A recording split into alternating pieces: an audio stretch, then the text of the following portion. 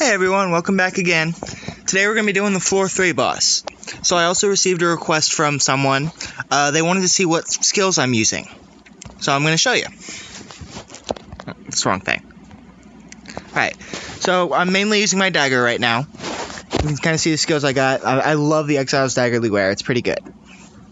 So I'm going to go over to my armor skills, kind of show you what I'm using here. I've actually gotten insanely lucky, and this is a really good build for a dagger. In particular because of this skill here. So I don't know if you know this or not, but with the dagger, with the proficiency skills, there's one that gives you increased damage when you're below 50% health. So this gives me increased defense when my health is below 25%, and it's a considerable amount of increase. That's 46.8% increase in defense. That's a lot. So whenever I'm using it, obviously I'm going to get a pretty good increase. I've also got this skill that does tempo up. This skill does increased defense plus more defense each time I get hit. And there's also this, which actually does healing. It recovers as I defeat monsters. So it's a fairly basic build, but it's not one that's going to be easy to get. You got to get really lucky to get these. I've had a fair bit of luck. So the dagger skills are somewhat basic. The Mater skill is pretty easy to get. So it does poison. My build is primarily built on heavy poison for this class. So yep, that's kind of the skills I'm using for these videos for the dagger. Without any further ado, let's get into the actual fighting. So for the floor 3 boss is the Evil Treant.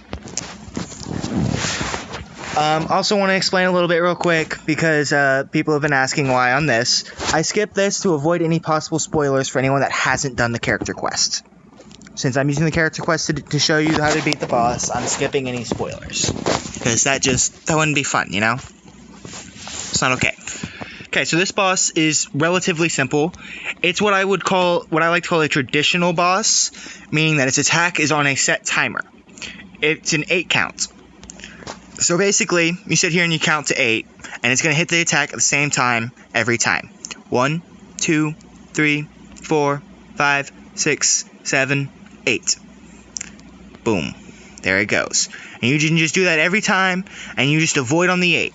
I've tested it. I sat here for about 10 minutes, just testing it over and over and over again. It's an 8 count like that every single time.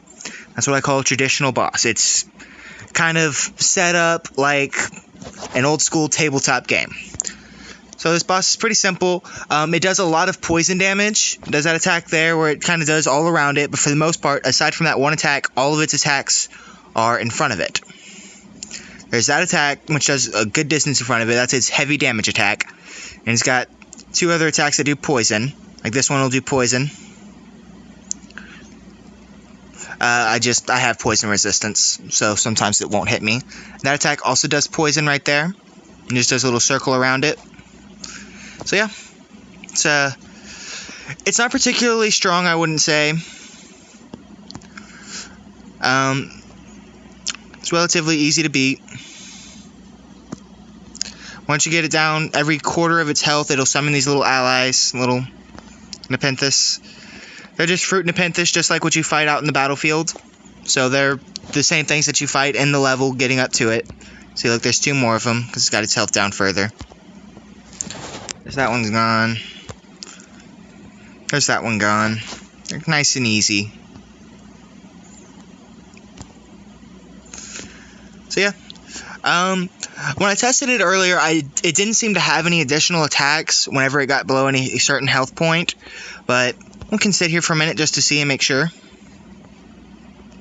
I mean, you kind of seen all of its attacks. It does little rocks there. Yeah, it does that. Oh, that's right, I almost forgot. It also has regeneration over time. So if you sit here and wait long enough, or if you're not damaging it fast enough, its health will come back. That's what that little green bit on the ground is.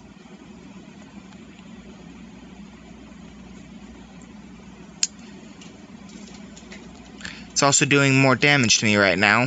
So I'm guessing it's like an enrage as well. So when you have that in addition to it slowly healing, it's going to enrage and do more damage. See, it hits me with the little poison there. See, earlier it hit me with that and it didn't poison. I have a bit of poison resistance on me through bonus effects. Like, it's one of the shield proficiency skills. As you can see, I'm using a shield here as well. So yeah, he doesn't do any additional attacks, but when he gets below a quarter health, it looks like he gets an enrage, which literally just means he does more damage. That's all it is. So, go ahead and finish him off. It's another nice, easy boss, especially because it's a traditional style, so it has that specific time frame in which it attacks every time. So it's, I mean, your count might get thrown off if you have a little bit of lag or something like that, but you kind of just have to take that into account when you're doing it yourself. Maybe give yourself an extra second or two to get out of the way of the attack. It doesn't really have most of its attacks, it's kind of in between. It has some that have a big tail, some that don't really seem to have any tail. But for the most part, it doesn't really matter because it has the consistent time frame. If you keep your count, you'll never get hit. So yeah, that's nice, easy strategy. It's traditional style boss, just keep your count, keep your count. That's all you really got to do. I mean, you saw it was just a simple count to 8, take your time. Don't try to rush your count, but you also don't want to fall behind.